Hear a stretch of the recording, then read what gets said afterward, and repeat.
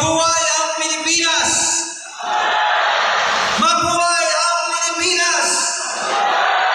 Mabuhay ang Pilipinas! Para kanino ba ang kalayaan? Ano nga ba ang tunay na larawan ng kapayapaan?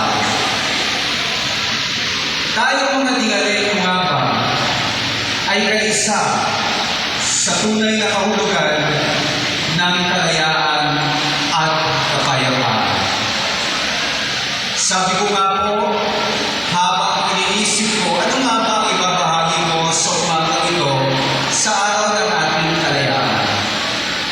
Ang tunay na kalayaan ng ating bansa ay hindi isang literal na kahulugan na tayo ay malaya sa anumang uri ng pananakot ng ibang bansa o anumang paggunita sa mga nakaraang pagsapot ng iba pa nating mga mananakot sa ating bansa. Ang tunay na kapayapaan at larawan ng kalayaan ay nagmumula sa bawat tingalenong naririto sapagkat sa maliit na bagay na ating ibabahagi sa kabutihan ng asal, sa kaayusan ng pag-iisip at sa mabuting mga gawa, tunay nating makakamit ang kalayaan at kapayapaan na nais natin mula sa ating sarili, sa ating pamilya, sa ating komunidad, sa ating lalawigan, sa ating bansa, at sa buong sandaigdigan.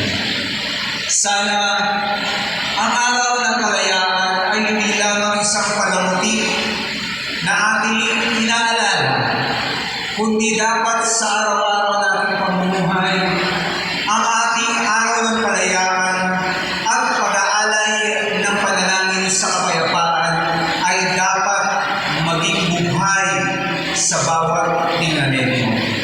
Sa simpleng disiplina na meron tayo, sa simpleng mabuti sa pagpili ng kaayusan sa bawat desisyon sa ating buhay, ay meron tayo. At sa bawat buhay na panalangin ng tunay na nagmumula sa puso, na ginagawa at sinasabuhay ng bawat isa na naririto at sa lahat ng nanonood sa araw na ito at naririnig ang tinig ng bawat magsasalita at sa pag-aalay ng panalangin ng ating mga church leaders sa araw na ito, tunay nga po na ang kapayapaan at kalayaan ay may isasalarawan natin sa ating buhay. Sa pagkilala natin sa mga natatanging anak ng Dinalenyo, magsisimula ang tunay na larawan ng kapayapaan at kalayaan sa inyong mga buhay. Nawa sa ating mga kabataan na kinilala sa kanilang natatanging galing sa pagpasa sa mga kurso pinagpaguran ng bawat magulang at pinagpaguran ng mga batang ito ay may salarawan ng tunay na paglaya sa kahirapan at bakunin ang tunay na larawan ng kapayapaan para sa ating kalayaan. Sa huli, handa ba tayo, Dinalenyo? Handa ba tayo, Pilipino, na ipagtanggol ang ating bansa sa anumang uri ng pag-iisa para sa ating kalayaan? Isang mabuting salita, ang panalangin para sa kapayapaan di lamang ng bansang Pilipinas kundi ng buong sandaigdigan. Maraming salamat at magandang umaga sa lahat.